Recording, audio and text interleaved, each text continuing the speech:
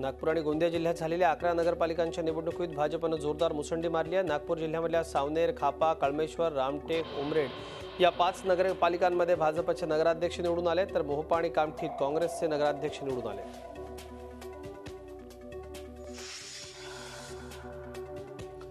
गोंदिया नगरपालिका निवडणुकीच्या मतमोजणीला वादाचं गालबोट लागले। मतमोजणीच्या दरम्यान मतमोजणी केंद्रावर विविध पक्षांच्या पदाधिकाऱ्यांची स्वाक्षरी घेण्यावरून बाचाबाची झाली। दरम्यान नगरपालिकेवर भाजपचा झेंडा फडकलाय।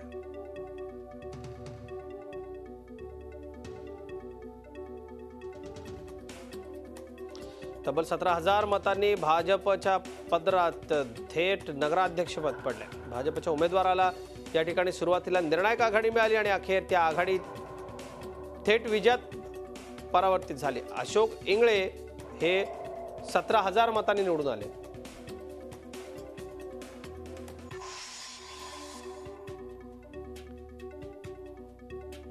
राष्ट्रवादीच्या खासदार सुप्रिया सुळे, अजित पवार हे सगळेच आंदोलनात उतरले होते। राष्ट्रवादीच्या वतीने तिरडी आंदोलन करण्यात आलं, त्याचबरोबर अनेक ठिकाणी रास्ता रोको करण्यात आला। सरकारकडून दिशाभूल करण्यात आली आहे असं अजित पवार यांनी कापूरहोळमध्ये टीका करताना, कापूरहोळमध्ये सुप्रिया सुळे होत्या, तर अजित पवार पुण्यामधल्या आंदोलनात उतरले होते।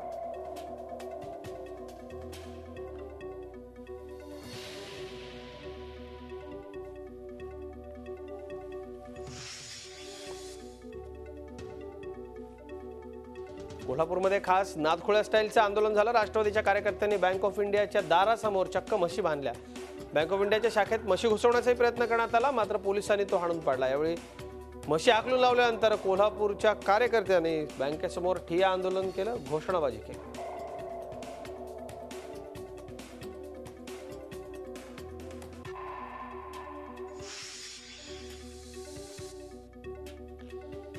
एकाच दिवशी 3 बिबट्यांचा मृत्यू उघड झालेला आहे। चंद्रपूर, यवतमाळ, रत्नागिरीत एकाच दिवशी बिबट्याचा मृत्यू झाल्याच्या घटना घडल्या। काही ठिकाणी तर शिकारी टोळ्या अस्तित्वात असल्याचं कळतंय।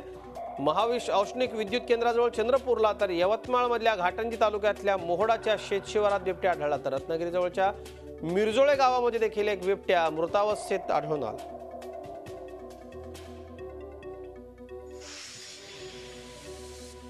आदित्य ठाकरेंचे ड्रीम प्रोजेक्ट असलेल्या राणीच्या बागेमधल्या पेंग्विन प्रकल्पाचं उद्घाटन केलं, तर गोंधळ घालू असा इशारा काँग्रेसचे आमदार नितेश राणेंनी दिला।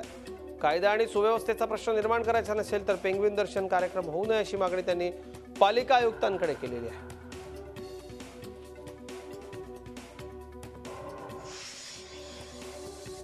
मुंबईत 31 जानेवारीला होणारा मराठा मोर्चा होणारच असा निर्धार औरंगाबादच्या मराठा मोर्चा कार्यालयातर्फे स्पष्ट करण्यात आला आहे। काही लोकांना हा मोर्चा नकोय, त्यामुळे जाणीवपूर्वक मोर्चा उधळण्याचा प्रयत्न सुरू असल्याचा आरोप मराठा आरक्षण कार्यकर्त्यांनी केला आहे।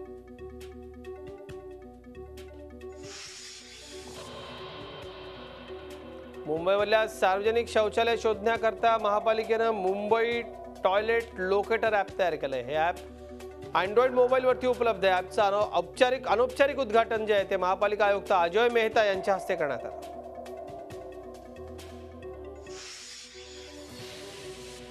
विमानतळांच्या धर्तीवर एसटी महामंडळ 9 ठिकाणी बस स्पोर्ट तयार करणार आहे। यात विमानतळाला साजेशच्या सुविधा एसटीच्या प्रवाशांकरता असतील। यात एसटी डेपो आणि आगाराचा काही भाग व्यापारी वापराकरता दिला जाईल आणि त्या खर्चातून हे बांधलं जाईल।